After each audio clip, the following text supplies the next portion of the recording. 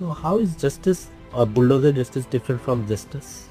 Sir, in my opinion, bulldozer justice is basically a very confrontational approach. This should not be adopted because everything has a procedure. Through law it should be taken up. However, the government has been taking this step, but according to government it is basically done on the buildings etc. that have been done illegally, that have been manufactured.